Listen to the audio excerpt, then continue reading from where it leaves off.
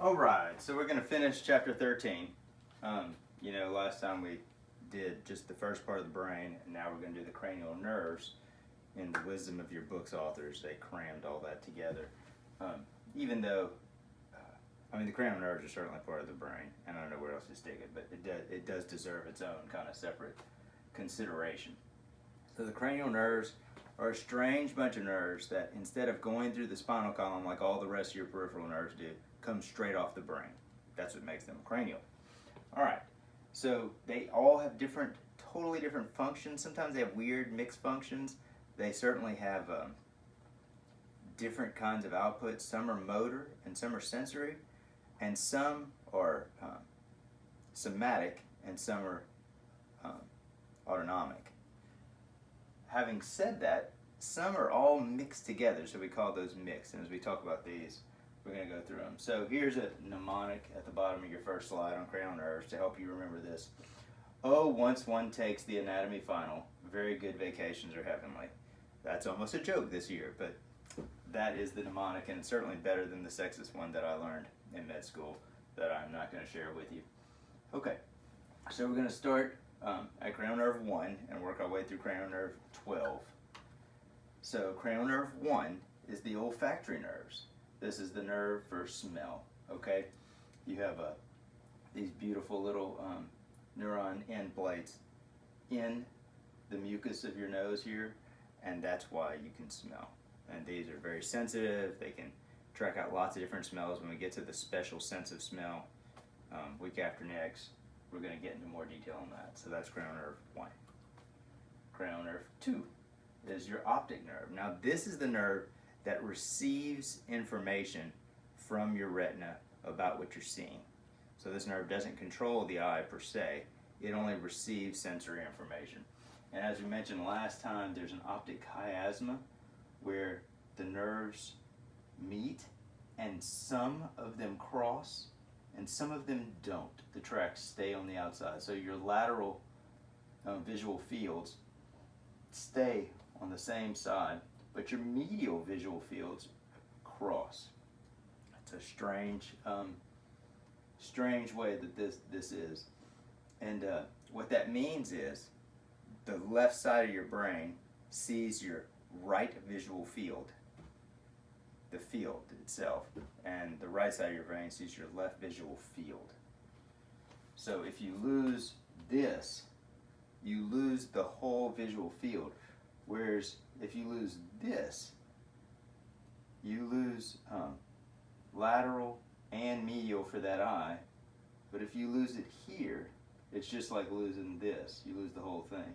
If you cut the chiasm, like when somebody has a tumor here, you actually lose your medial visual fields on both sides.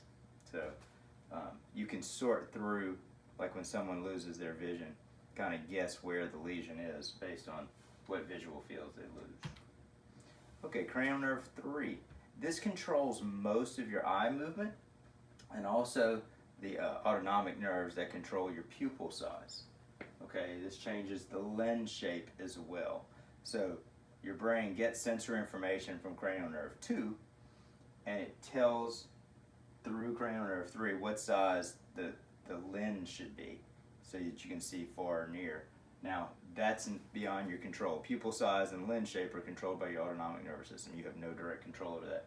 But you do control how your eyes move. So this is a mixed nerve that has some motor output somatic and some motor output autonomic. Okay? So the lateral rectus muscle that moves your eye out laterally is controlled by a different cranial nerve. And your superior oblique, which rotates your eye medially, is controlled by a different nerve as well. But all the rest of the nerves, the ones that move it up, down, and medially, inside here, are all controlled by cranial nerve 3. Okay, cranial nerve 4 is the trochlear nerve. It's very small, and all it does is give motor input to this muscle, your superior oblique muscle, which rotates your eyes inwardly. You don't even realize it, but when you do your head like this, your eyes rotate as far as they can to try to keep your visual field level. because your brain does lots better processing stuff that's level. That's why you have that weird experience if you get on your head, you know, and the world's upside down. It's not just that the world's upside down, like your brain doesn't know what to do with the information. It makes you feel weird. Okay, your trigeminal nerve, this is cranial nerve 5. This is a big nerve. It's a mixed nerve that receives somatic sensation from the face and also controls your masseter muscles, your chewing muscles. Okay? There's a syndrome that you're going to meet people before, especially if you go into the medical field, that have what we call trigeminal neuralgia, where they have pain in this area, and so they have pain all over here where that nerve runs because of constant inflammation in that. It's a terrible, devastating thing. I mean, there's worse things, but it's no fun to be in pain all the time. They say it's like having a hot poker in your face all the time. Okay, the abducens is cranial nerve 6. This moves your lateral rectus muscle. It moves your eye outward. So if you have a lesion where one of the eyes can't go out, you know this lateral rectus muscle and the abducens nerve is involved. All right, your facial nerve. This is another mixed nerve that controls facial expression. When you have Bell's palsy, you know that this is involved in the facial nerve. You lose movement here and here. And it also conducts taste sensations from the tongue. So part of your sensation of taste comes through cranial nerve 7. All right. But it's most important, I mean, what I'm going to ask you about on the test is that it controls the movement of your face. And remember when we saw that homunculus, what a big chunk of the brain is devoted to facial expression. Oh, and so you also notice it runs right by the ear canal here, which means inflammation within the ear can sometimes affect the way these muscles move. So your vestibulocochlear, when I was learning these, I was taught that this was the auditory. It's changed name because it's involved in both your balance and your hearing. And so hearing and equilibrium. And so it goes to your cochlear branch and your vestibules, you know, the semicircular canals that let you know where you are in space. All right, cranial nerve 9. This is your glossopharyngeal, a mixed nerve that receives taste and touch from the tongue and also motor control of the pharynx. So this is where your ability to produce speech comes from. If this nerve gets damaged in a surgery or by a tumor or by a stroke, you're no longer able to control your vocal cords. But it also receives taste and touch from the tongue. All right, your vagus nerve, cranial nerve 10, is an important nerve that controls the muscles of the pharynx and the larynx, so it's also involved in speech. And it conducts sensation from your viscera. So when you perceive pain in your belly or fullness in your stomach, you know this innervation is coming through the vagus nerve. And it's also a big source of parasympathetic output, both to the heart and to the gut.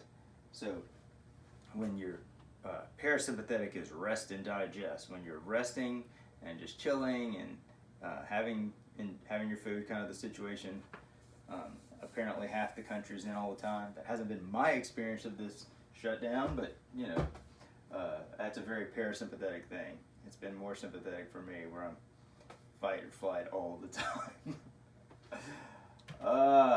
Cranial nerve 11. This is your accessory nerve, controls the muscles of the neck and also some of the pharynx. So this is why people can have a very high spinal cord injury and still be able to shrug their shoulders and do some movements with their arms, because you have a cranial nerve straight from the brain that actually affects the innervation of these muscles right here and your sternocleidomastoid. Okay, last, cranial nerve 12. This is the hypoglossal. This controls the tongue muscle. So this doesn't receive any sensation from the tongue. This just controls the way the tongue moves. So, you know, in a true Bell's palsy, they should have perfect movement of their tongue because it's controlled by cranial nerve 12. Shouldn't be involved in the facial nerve at all. All right, this concludes chapter 3. So my plan still is to have a test on Thursday. So that's Holy Thursday, the day before Good Friday. And this is what I'm planning on doing. And this may change depending on what information I get from above. But what I'm planning on is on Thursday morning at 8 o'clock, I'm going to email the whole class the test. Okay. Everybody who wants credit for the test is going to take the test and email it back to me before 8:45. There's no essay, it's just multiple choice, so this should not be a problem to take this test in 45 minutes. Okay, so you're going to just email me the answers, A, C, F, whatever the answers are, and I'm going to spend the rest of the day trying to grade that mess. I can't think of any other way to do it. I could use a lockdown browser and you'll still find a way to cheat on your phone or another computer. Okay, I want to make this very clear. This is an open book test, okay? You can use your book, you have 45 minutes, so you still need to know this material. You have to know it, there's no way around it. And the questions are not going to be easy. The fact that it's open book means I'm going to ask hard questions. Okay, but this is not open discussion. If it becomes obvious to me that y'all talked about it, and a bunch of people who know each other all have the exact same answers, including the same wrong answers, I'm going to know you cheated. So you cannot cheat. This is not open discussion. You have Google, you have your book, for crying out loud. Why would you talk to someone else in the class? Don't do that. Do not cheat. This is on you. Okay? All right, guys. I'd say I'll see you soon, but I don't know when I'm going to see you guys again. I guess we'll be in contact through email. That's all.